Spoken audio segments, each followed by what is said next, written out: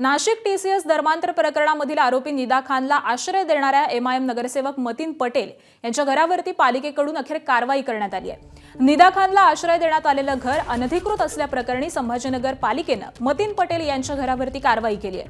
मनपाचे 100हून अधिक कर्मचारी अधिकारी दाखल झालेले होते। मतीन पटेलांच्या कुटुंबियांनी मनपा पथकाचं स्वागत करत गांधीगिरी करण्याचा प्रयत्न केला। फुलांच्या माळा आणि संविधानाची प्रत देऊन हे स्वागत करण्याचा प्रयत्न करण्यात आलाय। तर महापालिकेनं कारवाईबाबत याआधी नोटीस काढलेली होती। या विरोधात मतीन पटेल यांनी औरंगाबाद खंडपीठामध्ये याचिका दाखल केली होती आणि यावरती काल सुनावणी झाली। मात्र खंडपीठानं मतीन पटेलला कोणताही दिलासा दिला नाही। कारवाई थांबवण्याबाबत किंवा स्थगिती देण्याबाबत देखील कोणताही आदेश देण्यात आलेला नाही आणि त्यामुळे पालिकेकडून अनधिकृत बांधकामावरती बुलडोझर चालवण्यात येतोय।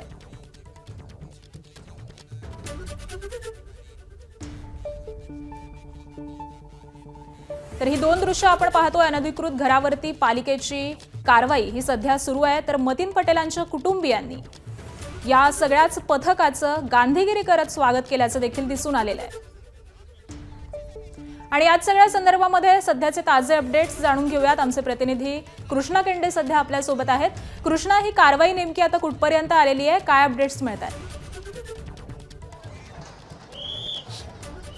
तुला दृश्य या ठिकाणी दाखवतो। हे दृश्य या ठिकाणी आहेत। हे मतीन पटेलचं ऑफिस ज्या ठिकाणी होतं ते पूर्णपणे या ठिकाणी पाडण्यात आलेलं आहे आणि मनपाच्या पथकाच्या वतीनं ही कारवाई या ठिकाणी करण्यात येते आहे। आणि आत्ताची ही दृश्य आपण पाहतोय ते ऑफिसचे आहेत। थोड्या वेळापूर्वी घर पाडण्यात आलेलं होतं, घरावरती बुलडोझर चालवण्यात आलेलं होतं आणि त्यानंतर आता या ऑफिसवर देखील कारवाई करण्यात आली। आणि थोड्या वेळात ज्या ठिकाणी निदा खानला लपवलेलं होतं ते घर देखील पाडण्यात येईल। 2 JCBच्या वतीनं ऑफिस या ठिकाणी पाडण्यात आलेलं आहे। मात्र ऑफिस असेल किंवा घर असेल दोन्ही या ठिकाणी आपण पाहिलं तर पाडण्यात आलेले आहेत आणि यानंतर आता जिथं निदा खानला लपवलं होतं त्या ठिकाणी देखील कारवाई करण्यात येईल। या कारवाईचं वैशिष्ट्य सांगायचं झालं तर ही कारवाई करण्यात येते आहे आणि त्यात लगेच या ठिकाणी तिथे जो पडलेला मलबा आहे तो देखील उचलण्यात येत आहे आणि त्यामुळे पुन्हा अनधिकृत बांधकाम होऊ नये याची दक्षता देखील करण्यात येते। मतीनचं घर का पाडलं? कारण की मतीन घराचं जे घर होतं तिथे त्या प्लॉटची मालकी मतीनकडे होती, मात्र त्याच्याकडे जर आपण पाहिलं तर बांधकामाचा कुठलाही परवाना नव्हता आणि त्यामुळे ही कारवाई करण्यात आलेली होती। आणि आता ज्या ठिकाणी निदा खान लपवलं होतं ते देखील घर पाडण्यात येईल यासाठी पोलिसांचा मोठा बंदोबस्त होता। अधिकारी कर्मचारी तैनात करण्यात आले होते। विशेष पथकं या ठिकाणी होती। महापालिकेचे 100पेक्षा अधिक कर्मचारी आहेत। 10 ते 15 JCB या ठिकाणी तैनात करण्यात आलेत आणि त्यामुळे सकाळी 6 वाजल्यापासून ही कारवाई आपल्याला छत्रपती संभाजीनगरच्या नारेगावमध्ये या ठिकाणी पाहायला मिळते आहे। आणि मतीन पटेलचं ऑफिस आणि घर हे दोनही या ठिकाणी जमीनदोस्त केलेलं आहे। अगदी, त्यामुळे आता जवळपास तासभर लोटलेला आहे। ही कारवाई सुरू झालेली आहे। खरं तर कृष्णा, या आधी देखील तुम्ही अपडेट दिलेली होती की MIMचे नेते इम्तियाज जलील यांनी मतीन पटेलांची भेट घेतलेली होती, त्यामुळे या भेटीमधली काही अपडेट्स मिळतात का? काय नेमकी चर्चा झालेली आहे?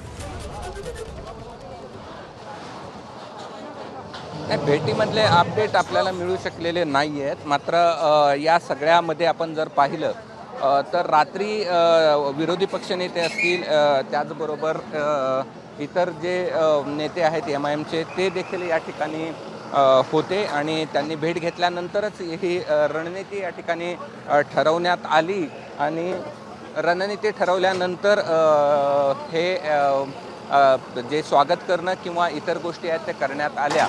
मात्र त्यांचं असं मत आहे की या सगळ्या मध्ये जशी कारवाई मतींवरती झाली इतर जसे 12 नगरसेवक आहेत त्यांच्यावर देखील करण्यात यावी, ज्यांच्यावर अतिक्रमणाची या ठिकाणी तक्रार पालिकेमध्ये आहे आणि त्यामुळे ती कारवाई होते का हे पाहणं देखील महत्त्वाचं असणार आहे। मात्र रात्री उशिरापर्यंत इम्तियाज जलील हे स्वतः मतींच्या घरच्यांच्या कुटुंबियांची त्यांनी भेट घेतली आणि आत्ता आपण ही दृश्य पाहतो की ऑफिसच्या समोरचं जे बांधकाम आहे ते या ठिकाणी पाडण्यात आलेलं आहे।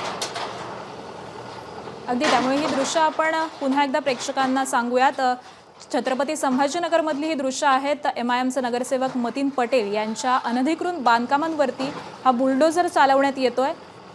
निदा खानला आश्रय देणं हे मतीन पटेल यांना चांगलंच भोवल्याचं दिसून येत आहे। त्यानंतर त्यांची अनधिकृत जी बांधकामं आहेत ही देखील समोर आलेली होती आणि या सगळ्याच प्रकरणामध्ये मनपा आता ॲक्शन मोडवरती आलेली आहे. महानगरपालिकेकडून ही सगळी तोडक कारवाई करण्यात येते.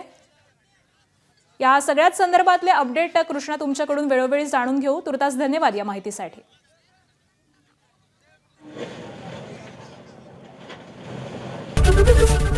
एबीपी माझा, उघडा डोळे बघा नीट.